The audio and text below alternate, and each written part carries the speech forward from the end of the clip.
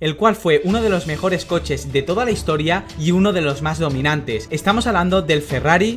Ferrari ha estado en la Fórmula 1 desde el principio de la categoría y es la marca con más historia, prestigio y títulos de toda la historia de la categoría reina. ¿Pero cuáles son sus mejores coches? Pues quédate en este vídeo para descubrirlos. Como sabes, Ferrari es una leyenda. La Fórmula 1 no sería lo que es hoy en día sin la marca italiana, y del mismo modo Ferrari no sería lo que es hoy en día sin la Fórmula 1. Y el inicio de esta asociación nos lleva al principio de la categoría reina, cuando la Fórmula 1 no era nada. Era un deporte totalmente distinto a lo que conocemos hoy en día, que es un deporte mundial. Pero ya desde entonces Ferrari construyó grandísimos coches. El primero fue el llamado Ferrari 500, que compitió en 1952 y 1953, con el que consiguió sus primeros mundiales de la categoría reina. De hecho, ni siquiera era un coche de Fórmula 1, sino que realmente era un monoplaza de Fórmula 2, ya que para la temporada 1952, tras la retirada de Alfa Romeo, que dominó la competición los 2 años anteriores, se anunció que el mundial se haría con especificaciones de coches de Fórmula 2, ya que no se podía formar una parrilla únicamente de coches de Fórmula 1.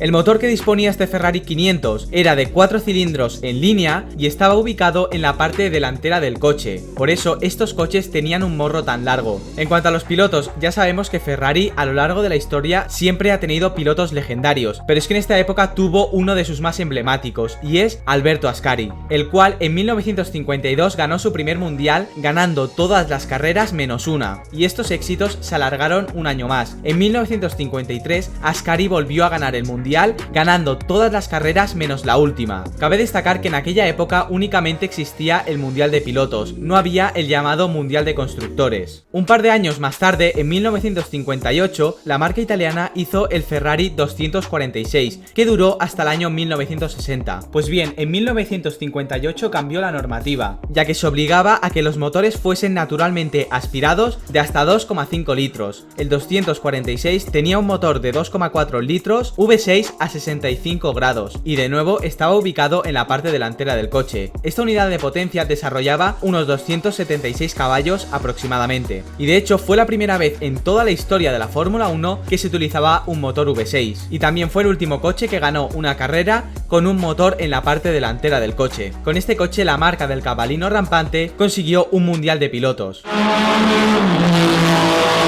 El cambio de década no le sentó muy bien a Ferrari, ya que hasta 1975 Ferrari no volvió a hacer un coche mítico. Estamos hablando del Ferrari 312T, con el que compitió en 90 carreras consiguiendo 27 victorias, 61 podios, 19 poles y 25 vueltas rápidas. ¿En qué se traducen todos estos números? Pues en 4 mundiales, los del 1975, 76, 77 y 79. De hecho, los del 75 y 77 fueron ganados por Niki Lauda. Como suele pasar en la Fórmula 1, las grandes épocas también tienen grandes pilotos, y aquí la marca italiana tenía pilotos como Clay Regazzoni, Niki Lauda y Gilles Villeneuve. El 312T disponía de un motor boxer de 3 litros y 12 cilindros, que entregaba una potencia de unos 500 caballos, y claro, al ser un motor boxer, esto permitía tener un centro de gravedad más bajo y de esta manera mejorar mucho la maniobrabilidad del coche, especialmente en las curvas. Además, este coche tiene una curiosidad muy interesante, y es que su propio nombre da toda la información del coche, ya que el 3 significa que es de 3 litros, el 12 cilindros y la T que es un motor transversal al eje del motor, es decir, un motor boxer, donde los pistones tienen un ángulo de 180 grados, es decir, unos miran hacia la izquierda y otros hacia la derecha.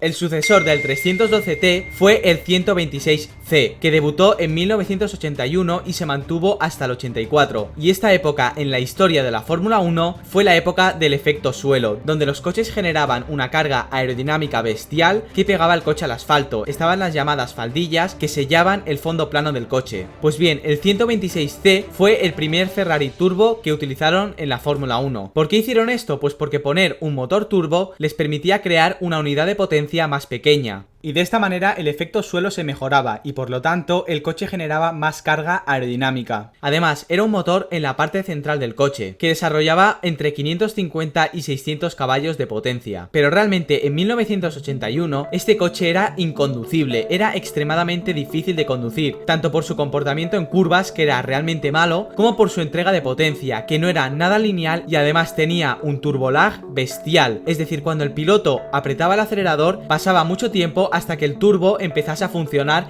y entregase toda la potencia del motor. Esto se mejoró durante la temporada y en 1982 este coche consiguió su primer título, ya que se mejoró el chasis y los motores evolucionaron tanto en entrega de potencia como en la propia potencia, ya que aumentó unos 50 caballos aproximadamente. Además, en 1982 ocurrió un accidente que marcó la historia de Ferrari, ya que con este coche Villeneuve perdió la vida, y esto fue un golpe durísimo para Enzo Ferrari, que lamentó muchísimo la pérdida del canadiense. De hecho, Villeneuve era uno de los talentos de la época que seguro que hubiera sido una leyenda de la Fórmula 1 si no hubiese sido por aquel accidente. Un año más tarde, en el 83, Ferrari se enfrentaba a un reto muy importante, y es que los wing cars fueron prohibidos, es decir, a partir del 83 el fondo plano del coche tenía que ser totalmente recto, ya que los coches eran extremadamente peligrosos. Por tanto, se modificó el coche y ya de paso le aumentaron la potencia, y pasaron a encontrar una potencia máxima de 800 caballos en clasificación. En carrera se limitaban a los 650. De hecho, el motor Ferrari era el más potente de la parrilla. Así pues, el 126C se despidió de la Fórmula 1 en el 84 con 2 mundiales de pilotos. Sin duda, un coche muy exitoso. Y a partir de aquí pasaron 6 años hasta que Ferrari hiciese el 641, que fue el coche utilizado en la temporada de 1990, el cual disponía de un motor V12 de 3,5 litros que desarrollaba 680 caballos.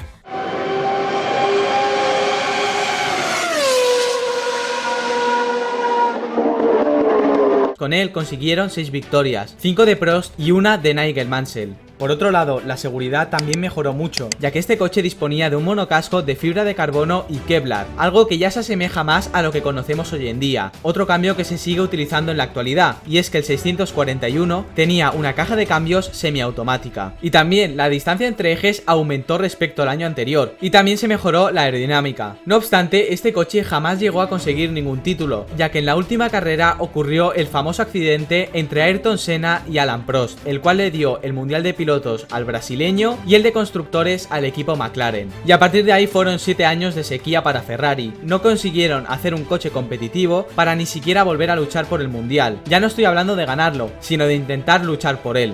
Y a estos 7 años también le tienes que sumar los años que venía Ferrari sin ganar un Mundial. A partir de aquí Ferrari empezó a construir lo que sería su época gloriosa, ya que juntó a los mejores que había en aquella época. Fichó a Michael Schumacher, Ross Brown, Jean Todt, posteriormente se uniría Stefano Domenicali al equipo, y el presidente de Ferrari en aquella época era Luca Cordero di Montezemolo.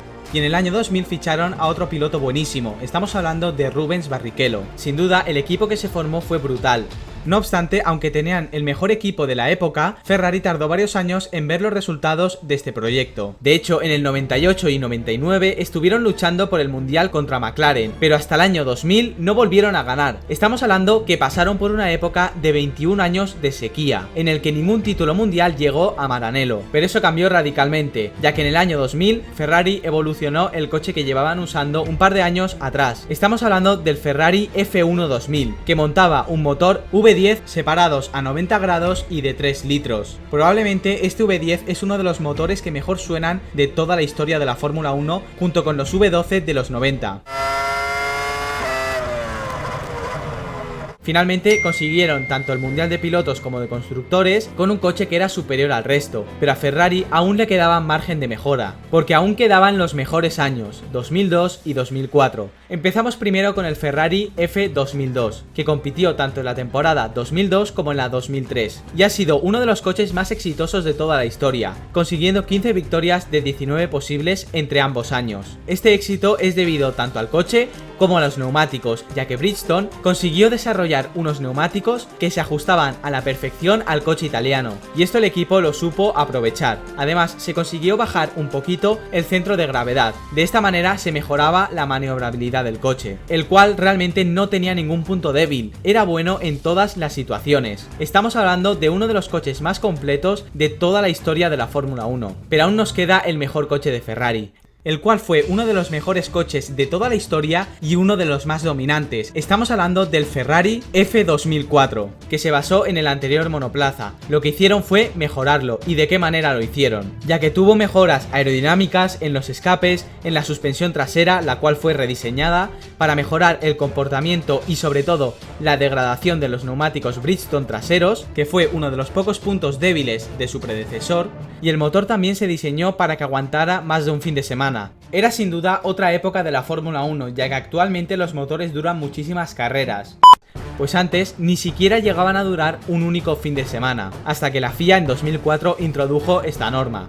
Pasando ahora a hablar de números, este coche consiguió 13 de 18 victorias, con 12 poles y sobre todo con unos tiempos que daban miedo. Era un coche rapidísimo, de hecho, los tiempos marcados por el F2004 no han sido batidos durante más de 15 años. Y es que los únicos coches igual de rápidos que los de 2004 son los que tenemos actualmente. De hecho, en muchos circuitos el récord sigue siendo para un coche de la época del 2004. Era una locura, ya que tenían muchísima potencia y pesaban poquísimo.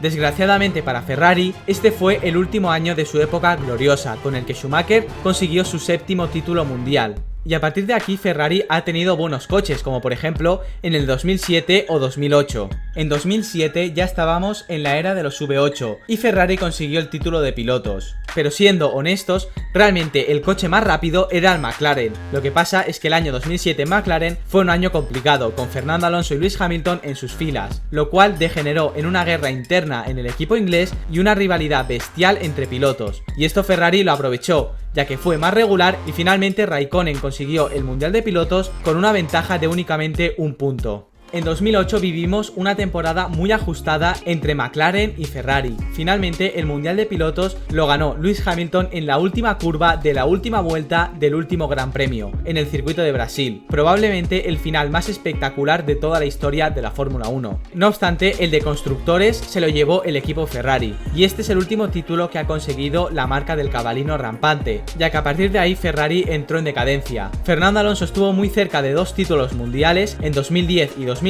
pero finalmente no pudo ser así y llegó la era híbrida, una era que ha sido monopolizada por el equipo Mercedes. Eso sí, Ferrari ha tenido grandes coches, como por ejemplo el SF70H de 2017 o el SF71H de 2018, pero aunque estos dos coches eran muy rápidos, Ferrari por errores propios no pudo ni siquiera luchar por el mundial, ya que perdieron muchísimos puntos. Veremos si en 2021 los italianos consiguen hacer un coche que esté a la altura para luchar por el mundial, ya que tras muchos años de inestabilidad en la marca italiana, con muchos cambios de jefe de equipo, etc., llevan un par de años con Mattia Binotto al frente y con cierta estabilidad. Veremos si esto se traduce en la pista. Lo que es innegable es que tienen una de las mejores parejas de pilotos de toda la temporada, con Carlos Sainz y Charles Leclerc. Pero esto es un debate que requiere un vídeo aparte, así que si te ha gustado el vídeo deja un like, suscríbete y activa la campanita, y si quieres ver otro vídeo haz clic aquí. Ahora sí, me despido, muchísimas gracias por ver este vídeo y nos vemos en el siguiente. Hasta la próxima.